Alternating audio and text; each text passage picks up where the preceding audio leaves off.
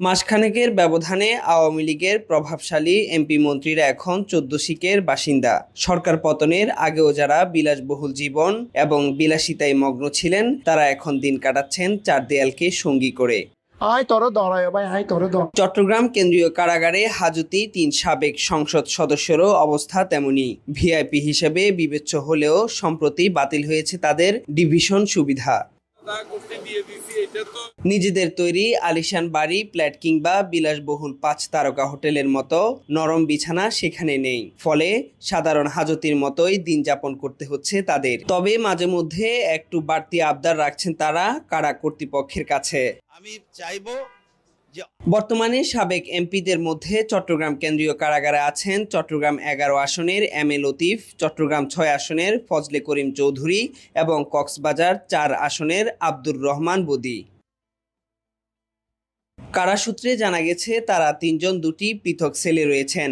একই সেলে আছেন ২ জন, অন্যজন আলাদা সেলে। তবে কে কোন সেলে রয়েছেন তা জানা যায়নি। ডিভিশন বাতিল হয়ে যাওয়ায় তারা নানাভাবে কারাগারে দায়িত্বরতদের কাছ থেকে বাড়তি সুবিধা নেয়ার চেষ্টা করলেও শীর্ষ কর্মকর্তাদের কঠোর নির্দেশনায় তা পারছেন না।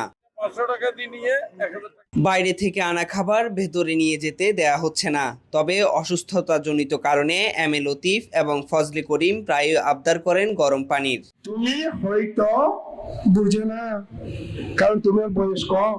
খোঁজ নিয়ে জানা গেছে রাউজানের স্বঘোষিত বাদশাহ ফজলে করিমের দিন কাটছে বিষণ্ণতায়। তার স্ত্রী রিজিওনা ইউসুফ আইনজীবী হওয়ার সুবাদে নিয়মিত দেখা সাক্ষাৎ করছেন। তার সঙ্গে স্বজনরাও যাচ্ছেন বেশিরভাগ সময়ে। শারীরিক মানসিকভাবেও কিছুটা বিপর্যস্ত ফজলে করিম। গ্রেপ্তারের পর কিছুদিন ডিভিশন পেলেও কদিন আগে তা বাতিল হয়েছে।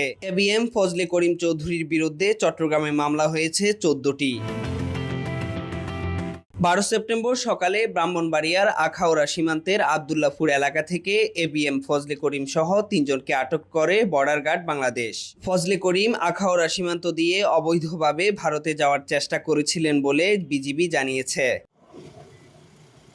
অন্যদিকে ৮ অক্টোবর সন্ধ্যায় অজু করতে গিয়ে কারা শৌচাগারে পা পিছলে পড়ে চট্টগ্রাম ১১ আসনের সাবেক সংসদ সদস্য এম এ লতিফ। ২০ দিন ছিলেন চট্টগ্রাম মেডিকেল কলেজ হাসপাতালের প্রিজন সেলে। সেখান থেকে ২৮ অক্টোবর চিকিৎসা শেষে তাকে চট্টগ্রাম কেন্দ্রীয় কারাগারে নেওয়া হয়েছে। গত বুধবার তার ৩ দিনের রিমান্ড মঞ্জুর করেছে আদালত। তবে পুলিশ ওই দিন থেকে ৭ দিনের মধ্যে সুবিধাজনক সময়ে তাকে রিমান্ডে নিয়ে জিজ্ঞাসাবাদ করবে বলে জানা গেছে। হাসপাতালের প্রিজন সেলে থাকাকালীন আওয়ামী লীগের প্রভাবশালী এই নেতা নিয়মিত তাহাজ্জুদ নামাজ, দোয়া কালামে মশগুল ছিলেন। সেখানে তার নিকটাত্মীয় পরিচয়ে একজন দেখা করলেও স্বজনরা মামলার ভয়ে গা ঢাকা দিয়েছেন। তবে পরিস্থিতি অনুযায়ী মানসিকভাবে লতিফ বেশ সুস্থ রয়েছেন বলে তার সঙ্গে দেখা করা ওই নিকট আত্মীয় সূত্রে জানা গেছে। নেতাকর্মী ও আত্মীয় স্বজনকে মনোবল শক্ত রাখতেও বলেছেন তিনি। মনোবল না হারিয়ে আল্লাহর উপর ভরসা রেখে পরিস্থিতি সামলে নেওয়ার পরামর্শ তার। অন্যান্যদের মতো লতিফের ডিভিশন বাতিল হয়েছে, তবে জেলকোড অনুযায়ী সব সুবিধা পাচ্ছেন। ছাত্র জনতার গণ অভ্যুত্থানে সাবেক প্রধানমন্ত্রী শেখ হাসিনার দেশ ছাড়ার পর নগরের মাদারবাড়ি এলাকায় এক আত্মীয়ের বাসায় ছিলেন সাবেক সংসদ সদস্য লতিফ। স্থানীয় মসজিদে জুমার নামাজ শেষে বের হওয়ার সময় বিএনপি নেতাকর্মী ও স্থানীয়দের তোপের মুখে পড়েন তিনি। এরপর আবার গিয়ে ওই আত্মীয়ের বাসায় উঠলে সেই বাড়ি ঘিরে রাখে বিক্ষুব্ধ জনতা। ওই দিন সন্ধ্যায় সেনাবাহিনীর একটি টিম গিয়ে তাকে উদ্ধার করে নিয়ে যায়। এরপর ১৭ আগস্ট নগরের বাইজিদ বোস্তামি মাজার গেট এলাকা থেকে এম এ লতিফকে গ্রেপ্তার করে পুলিশ। পরে তাকে ডবলমুরিং থানার একটি মামলায় গ্রেপ্তার দেখিয়ে কারাগারে পাঠানো হয়। তার বিরুদ্ধে বৈষম্য বিরোধী ছাত্র আন্দোলনে গুলি করে হত্যা মামলা সহ মোট ১২টি মামলা রয়েছে।